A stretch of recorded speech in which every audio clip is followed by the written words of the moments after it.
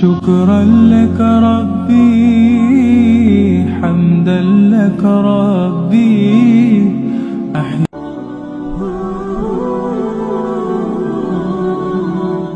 آپ کا کیا بنے گا؟ اپنے نبی کا کوئی فکر نہیں. موسیٰ مروا کے ہی چھوڑا نا. تو ان کا کلا، تم ہو تو اسی قابل کہ تمہیں جوتے پڑیں، لیکن ان معی ربی سیہدین، اللہ مجھے میرے ساتھ ہے، راستہ دے گا. ہے اور ہجرت کی رات میرے نبی نکلے تو ابو بکر کبھی آگے چلتے کبھی پیچھے چلتے، کبھی آگے چلتے کبھی پیچھے چلے. آپ اپنے پنجوں کے بل چل رہے تھے کہ پاؤں کے نشان نہ پڑ جائیں اور کھوجی نہ دیکھ لے. تو پھر آپ نے فرمایا ما لگا یا ابا بکر، ابو بکر کیا ہوا ہے؟ کبھی آگے آ جاتے ہو کبھی پیچھے ہو جاتے ہو. کہا یا رسول اللہ، جب مجھے خیال آتا ہے آگے کوئی چھپا ہوا دشمن وار نہ کر دے تو میں آگے ہو جاتا ہوں کہ میرے اوپر آئے، آپ پہ نہ آئے. اور جب مجھے خیال آتا ہے پیچھے سے کوئی آ کے حملہ نہ کر دے تو میں بھاگ کے پیچھے ہو جاتا ہوں کہ آپ کے اوپر وار نہ آئے، میرے اوپر آئے. اور پھر جب غار ثور پر پہنچے، جبل ثور، تو آپ چڑھ نہیں سکتے تھے، ساری انگلیوں سے خون نکل رہا تھا، جو کہ آپ ایسے چلے تھے ایسے. ابو بکر نے کندھے پہ بٹھایا اور پورا پہاڑ طے کیا، اوپر لے گئے. آپ کو باہر بٹھایا، سارے سوراخ بند کیے، اور اس کے بعد سوراخ زیادہ تھے تو پگڑی کو اتارا، اس کو پھاڑ کے سوراخ بند کیے. پھر اس کے بعد سوراخ زیادہ تھے، کرتے کو اتارا اور پھاڑ پھاڑ کے سوراخ بند کیے. ایک جس میں سانپ تھا وہ اپنی ایڑی کو رکھ دیا. کہا مرحباً یا رسول اللہ. آپ اندر آئے تو اندھیرا تھا، آپ کو پتہ نہیں چلا. جب تھوڑی سی روشنی ہوئی تو آپ نے دیکھا نہ کرتا نہ پگڑی. ابو بکر مالک، یہ کیا ہوا ہے؟ ذرا عمامہ کدھر ہے، ذرا کرتا کدھر ہے؟ تو کہا یا رسول اللہ یہ سوراخ تھے، مجھے ڈر ہوا کہ ان میں کوئی چیز آپ کو تکلیف نہ پہنچائے تو میں نے اپنے کپڑے پھاڑ کے سوراخ بند کیے ہیں. تو ایک دم میرے نبی رونے لگے اور ہاتھ اٹھا کر کہا یا اللہ میں ابو بکر سے راضی ہوں، تو بھی اس سے راضی ہو جا اور اسے جنت میں میرا ساتھی بنا. تو ایک دم جبریل آئے، یا رسول اللہ، اللہ تعالیٰ فرما رہے ہیں ہم ابو بکر سے راضی ہو اور جنت میں آپ کا ساتھی بنا دیا. انہوں نے میرے نبی کی زندگی کو یوں سچ کر دکھایا. موسیٰ علیہ السلام کی قوم کو اللہ نے کہا جاؤ ملک شام جا کے عمالقہ سے لڑو.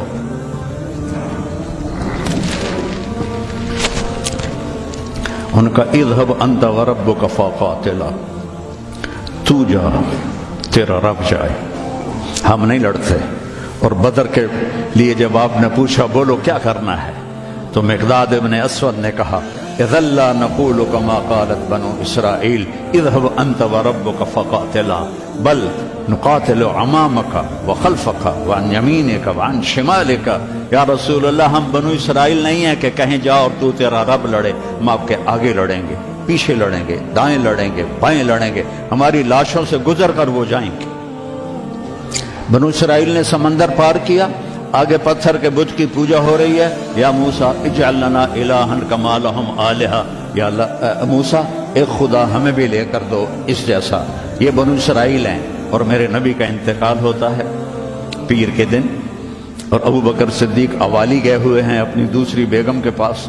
ان کو خبر ملتی ہے تو وہ بھاگے ہوئے آتے ہیں اور آپ کے چادر ہٹا کر آپ کا ماتھا چومتے ہیں اور گرم گرم آنسو ماتھے پہ گرتے ہیں. واہ خلیلہ واہ صفیہ واہ نبیہ. اور اس کے بعد آپ مسجد میں جاتے ہیں تو شور و فغاں ہے اور عمر تلوار لے کے کھڑے ہیں. جو کہے گا اللہ کا رسول فوت ہو گیا میں اس کو قتل کر دوں گا، وہ اللہ کے پاس گئے ہیں، وہ واپس آئیں گے. تو ابو بکر ممبر پر آئے، کہا عمر اقعد اقعد. کھڑے ہوئے آدمی کو کہنا ہو بیٹھ جاؤ تو اقعد، اور لیٹے ہوئے آدمی کو کہنا ہو بیٹھ جاؤ تو اجلس. یہ حسن عربی ہے کہ ہر حیت کے لیے الگ لفظ ہے. کھڑے کے لیے اقعد، لیٹے ہوئے کے لیے اجلس. عمر اقعد، کہا نہیں بیٹھوں گا. تو پتہ چل گیا کہ جوش میں ہے.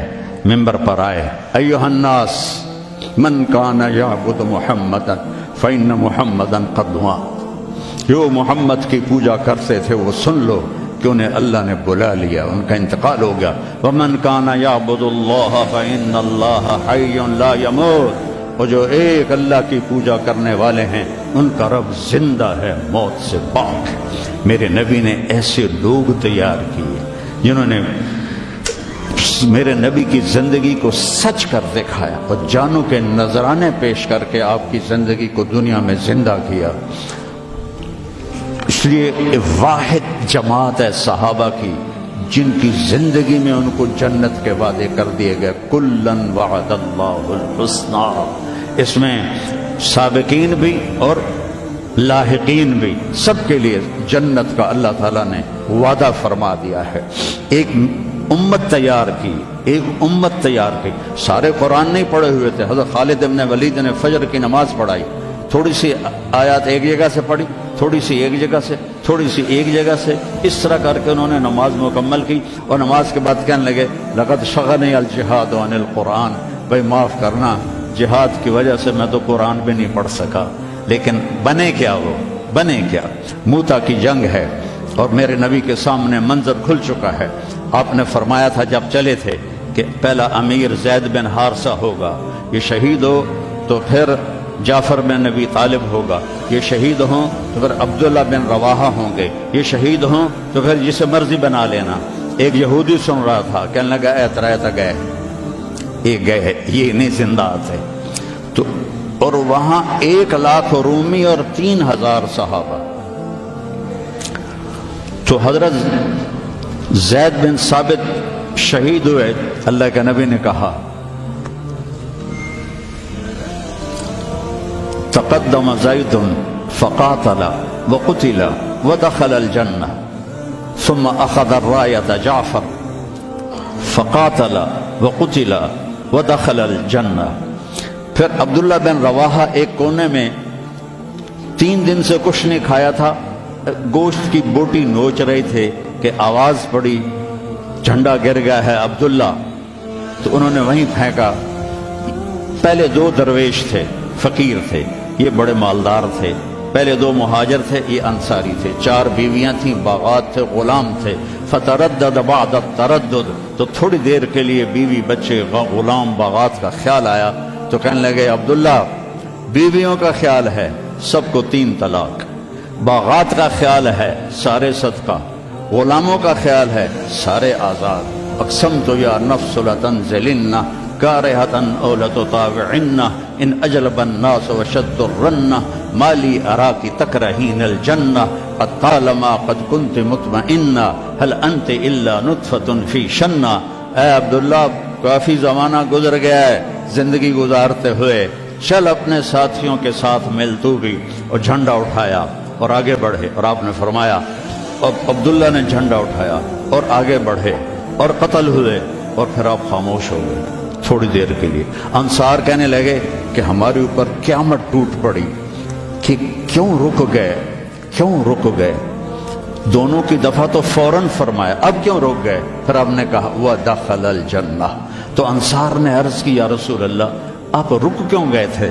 کہا وہ تھوڑا سا اس کے دل میں کھٹک آئی تھی، اس لیے جنت میں جانے میں تھوڑی دیر ہو گئی۔ اب جھنڈا گر گیا، ثابت ابن اکرم نے جھنڈا اٹھایا، کون لے گا یہ جھنڈا؟ انہوں نے کہا تو لے، تو بدری صحابی ہے۔ تو لے کہا نہیں میرے بس کا نہیں ہے۔ کسی نے آواز دی خالد کو دو۔ خالد کی پہلی جنگ تھی، صلح حدیبیہ کے بعد ایمان لائے، اور ان کی پہلی جنگ تھی۔ وہ فرمانے لگے بھائی میں تو ابھی مسلمان ہوا ہوں، کسی اور کو جھنڈا دو۔ کہا نہیں، سب نے کہا بس خالد خالد۔ انہوں نے ایک ہاتھ میں جھنڈا لیا، جب یوں تلوار کو جب اٹھایا نا تو میرے نبی نے فرمایا ثم صلی اللہ سیفا من سیوفہ، اب اللہ نے اپنے تلواروں میں سے ایک تلوار کو نیام سے باہر نکالا ہے، اور انہوں نے ساری رومیوں کی فتح کو شکست میں تبدیل کر دیا۔ 9 تلواریں ان کے ہاتھ سے ٹوٹیں لڑتے لڑتے، اور اتنا رعب چھا گیا کہ پورے روم میں دہشت پھیل گئی خالد ابن ولید کی۔ یہ لوگ میرے نبی نے تیار کیے تھے، ایک امت بنائی تھی، یہ میرے نبی کا عظیم ترین کارنامہ ہے، اور اولین اور آخرین کا سب ایک جذبہ تھا۔ حضرت عمر کی مجلس میں ابو سفیان، اکرمہ بن ابی جہل، حارث بن ہشام، سہیل ابن عمر بیٹھے ہوئے ہیں، تو حضرت بلال آ گئے، کہنے لگے آپ لوگ تھوڑا پیچھے ہو جاؤ۔ پھر حضرت عمار آئے، آپ نے کہا آپ لوگ تھوڑا پیچھے ہو جائے۔ پھر حضرت صہیب آئے، آپ نے کہا تم لوگ تھوڑا پیچھے ہو جاؤ۔ پھر حضرت مقداد آئے، آپ نے کہا تم لوگ تھوڑا پیچھے ہوتے ہوتے جوتیوں پہ جا بیٹھے، مہاجرین اولین کو آگے بٹھایا۔ تو یہ غصے سے باہر نکل آئے اور ابو سفیان کہنے لگے دیکھتے ہو عمر نے ہمارے ساتھ کیا کیا ہے؟ تو سہیل ابن عمر کہنے لگے صحیح کیا، وہ ہم سے پہلے ایمان لائے تو وہ آگے نکل گئے، ہم بعد میں ایمان لائے تو ہمیں تو پیچھے ہی رہنا ہے۔ تو کہنے لگے اگر آخرت میں پیچھے رہ گئے تو پھر کیا ہوگا؟ یہ فتح مکہ کے مسلمان ہیں، فتح مکہ پھر کیا ہوگا؟ تو سارے گھبرا کے حضرت عمر کے پاس آئے کہ ہم نے دیکھ لیا ہے جو تو نے کیا ہے ٹھیک کیا ہے، چلو ہم پیچھے رہ گئے ہیں لیکن کوئی طریقہ بتاؤ کہ آگے نہیں بڑھ سکتے تو جنت میں ساتھ تو ہو جائے۔ تو انہوں نے فرمایا انہوں نے جہاد میں جان دی تھی، تم بھی جانے لگا دو تو تم بھی ان کے ساتھ ہو جاؤ گے۔ تو 400 قریشی سردار مکہ سے نکلے، 400، اور حارث ابن ہشام ابو جہل کے چھوٹے بھائی ہیں، اتنے ہر دل عزیز تھے۔ جب یہ نکلے تو سارا مکہ چھوڑنے باہر آیا، وہ سب رو رہے تھے، بچے بچیاں مرد عورت۔ تو حارث ابن ہشام کھڑے ہو گئے، کہنے لگے یا اہل مکہ، اے اہل مکہ، اللہ کی ذات کی قسم مکے سے محبوب کوئی شہر نہیں، تم سے محبوب کوئی لوگ نہیں، لیکن ایک داعی نے آواز لگائی، اس پر ہمارے غلاموں نے لبیک کہا۔ آج وہ اتنا آگے جا چکے ہیں کہ اگر ہم یہ سارے مکے کے پہاڑ سونا بنا کے خرچ کر دیں تو ان کے ایک مٹھی جو کا اجر بھی نہیں پا سکتے۔ تم اپنی جانوں کا نذرانہ پیش کریں گے کہ آگے نہیں تو برابر تو ہو جائیں۔ تو یہ سارے سرداران تشریف لائے، اجنا دین کی جنگ ہو رہی تھی، اس میں شرکت کی، اس میں فتح ہوئی۔ پھر یرموک کی جنگ ہوئی جو فیصلہ کن جنگ تھی، جس نے شام کا فیصلہ کر دیا ہمیشہ کے لیے۔ 9 دن یہ جنگ چلتی رہی، کبھی ایسے کبھی ایسے کبھی ایسے کبھی ایسے، اور ایک دن ایسا ہوا کہ مسلم صحابہ دبتے دبتے دبتے عورتوں کے خیموں تک آ گئے، اتنے قدم اکھڑے کہ عورتوں کے خیموں تک آ گئے۔ تو حضرت اکرمہ رضی اللہ تعالیٰ عنہ نے اپنی تلوار کی نیام کو توڑ دیا اور لوہے کے ٹوپی کو اتار کے پھینک دیا، کہا من یبایعنی علی الموت، یا اللہ ہمیں موت دے گا یا فتح دے گا۔ تو حضرت خالد بن ولید اور اکرمہ رشتہ دار ہیں، تو خالد بن ولید نے ان کا ایسے ہاتھ پکڑ لیا، نا نا نا نا نا نا، ابھی تمہاری ہمیں ضرورت ہے، یہ نہ کرنا یہ نہ کرنا۔ تو انہوں نے کہا الیک انی، دور ہو جاؤ مجھ سے،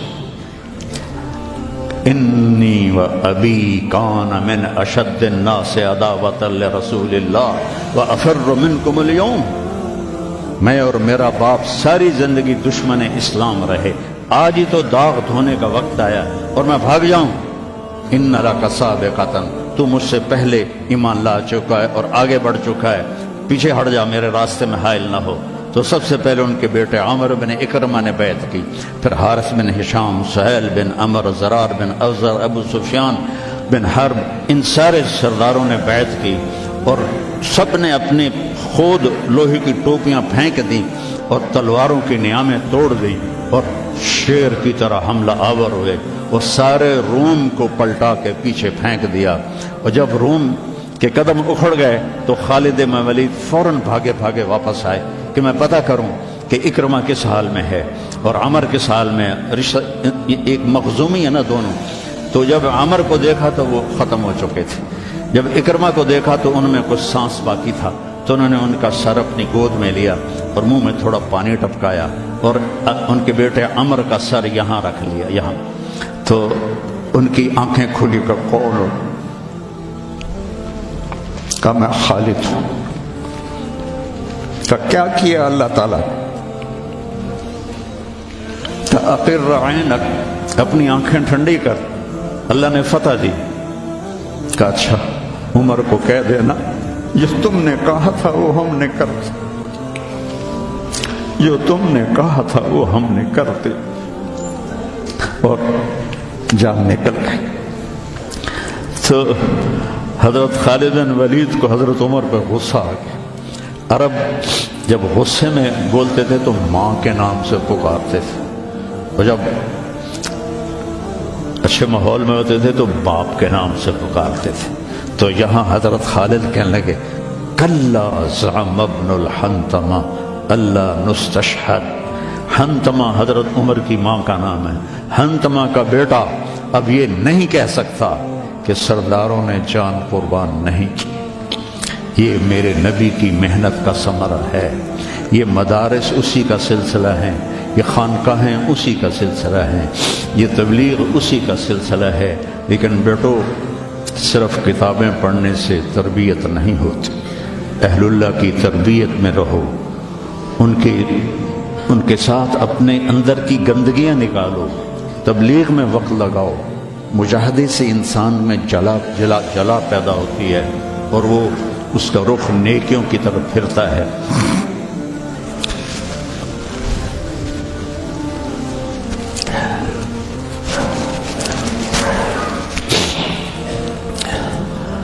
تو نیت کرتے ہو سارے؟ چند باتیں کہتا ہوں۔ اپنے اس ماحول میں غیبت کسی کی نہ کرو نہ سنو۔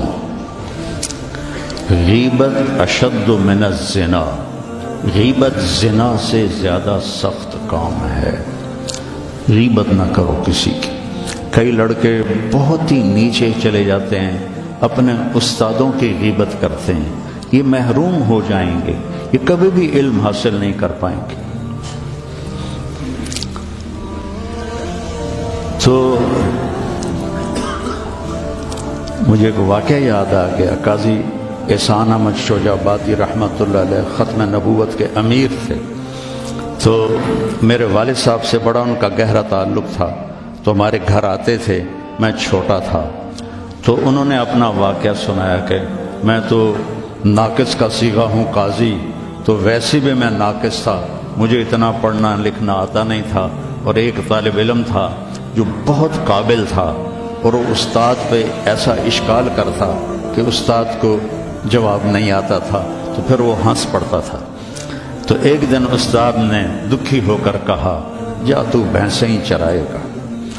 اور ایک دفعہ میرے استاد اٹھے تو ان کا جوتا دور پڑا تھا، تو میں بھاگ کے گیا، جوتا اٹھا کے لایا اور ان کے سامنے رکھا۔ کہنے لگے بادشاہ تیرے جوتے سیدھے کریں گے انشاءاللہ۔ تو قاضی صاحب فرمانے لگے کہ اس لڑکے کو میں نے خود بھینسیں چراتے دیکھا، میں نے اسے خود بھینسیں چراتے دیکھا۔ اور تحریک ختم نبوت میں جب قاضی صاحب کو، چونکہ یہ تحریک کے سر امیر تھے، جب ان کو بلایا گیا تو جنرل اعظم تھا گورنر پنجاب کا، تو جو بھی بات چیت ہوئی وہ تو انہوں نے نہیں بتائی تھی۔ جب اٹھے تو ان کے جوتے قالین سے پرے پڑے تھے، تو جنرل اعظم بھاگ کے گیا اور آپ کے جوتے اٹھا کے لا کے آپ کے سامنے رکھے، تو قاضی صاحب رونے لگے۔ تو انہوں نے کہا حضرت جی اس میں رونے کی کیا بات؟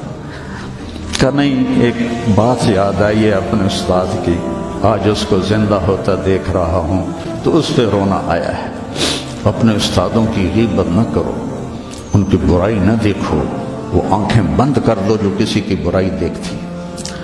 اپنے عیب دیکھو، دوسروں کی خوبیاں دیکھو، ایک آپ میں غیبت نہ ہو۔ کوئی آپس میں لڑا ہوا نہ ہو کہ میں نے اس سے بات نہیں کرنی۔ اب بچے ہیں، جوان ہیں، ہو سکتا ہے کوئی بچہ کسی بچے سے لڑا ہوا ہو اور اس کی بول چال بند ہو، تو ایسے دل کے اوپر تالے نہ لگاؤ، اپنے دل کو کھلا کرو اور معاف کر دو اور اس کے سینے سے لگ جاؤ، تب جا کر تمہارے اندر علم کا کچھ نور آئے گا۔ جس دل میں بغض ہوتا ہے اس میں علم نہیں آتا ہے۔ اور پہلی تکبیر اولیٰ کی کوشش کرو، تکبیر اولیٰ کے ساتھ نماز پڑھنے کی کوشش کرو، تکبیر اولیٰ کے ساتھ نماز پڑھنے کی کوشش کرو۔ اب جوان ہیں، تہجد کی پابندی کرو۔ بڑی پرانی بات ہے، مولانا یوسف صاحب رحمہ اللہ کے تھے ایک تربیت یافتہ میاں جی نباتی تو ان کی جماعت آئی ہوئی تھی تو میں ان سے ملنے گیا.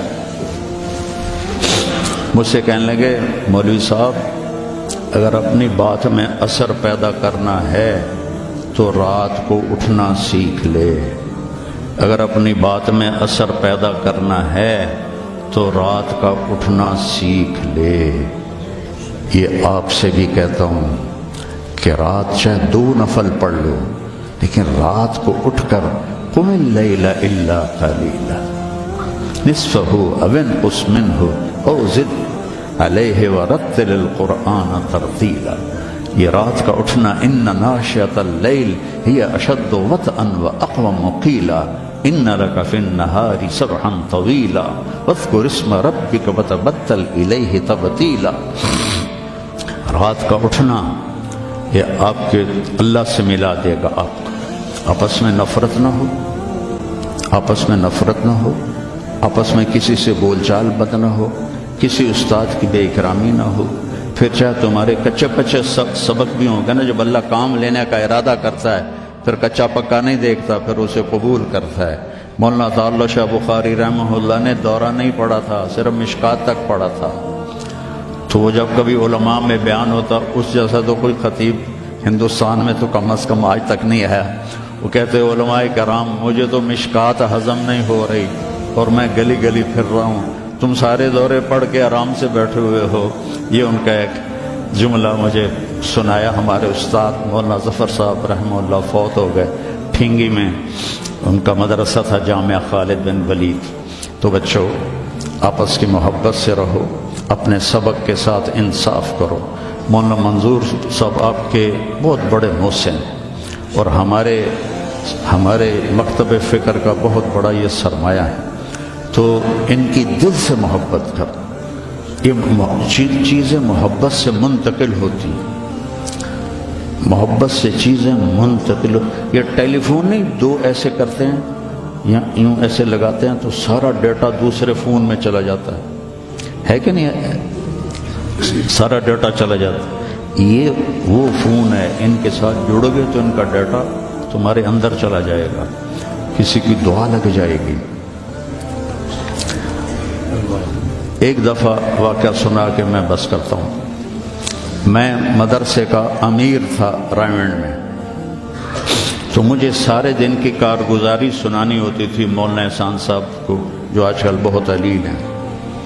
تو میں برآمدے میں کھڑا تھا، سردیوں کے دن تھے. تو مولانا عبد الرحمن صاحب رحمۃ اللہ علیہ میرے استاد تھے سب سے شفیق. وہ برآمدے میں ان کا بستر ہوتا تھا، مولانا احمد بٹلہ. وہ تو انہوں نے کروٹ بدلی اور کیا ہائے زور سے.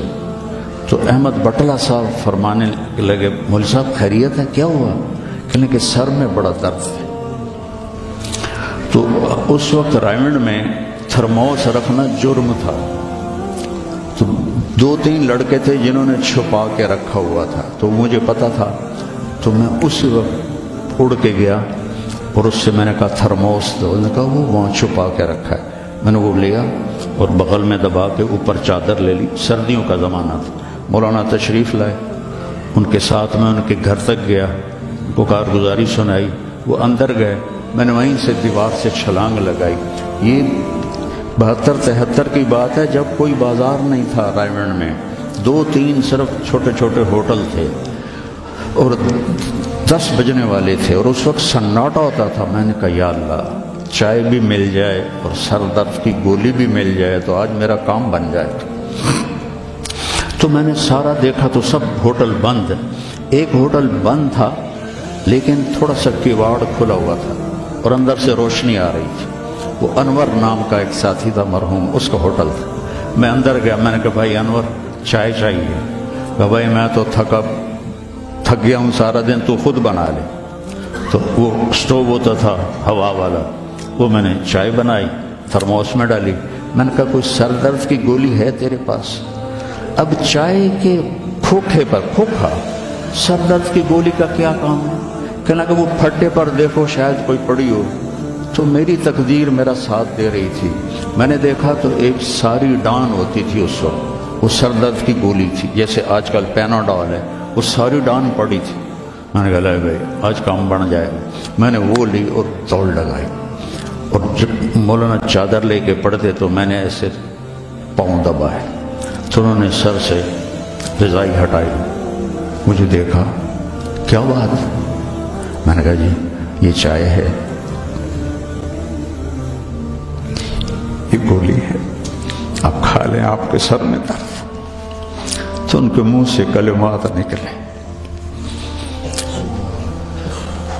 اس کا میں ثمرہ ہوں، اپنی ذات میں کچھ نہیں، میرے استاد کی دعا مجھے لگی۔ ان کے چہرے پر اتنی خوشی آئی، وہ بڑبڑاتے ہوئے، الفاظ مجھے سمجھ میں نہیں آ رہے تھے لیکن میرے لیے دعا فرما رہے تھے۔ تو ایسے موقع تلاش کیا کرو کہ آپ کو استاد کی خدمت کا موقع ملے تو ان کے منہ سے دعا نکلے اور آپ کے کام بن جائیں۔ شكرا لك ربي، حمدا لك ربي،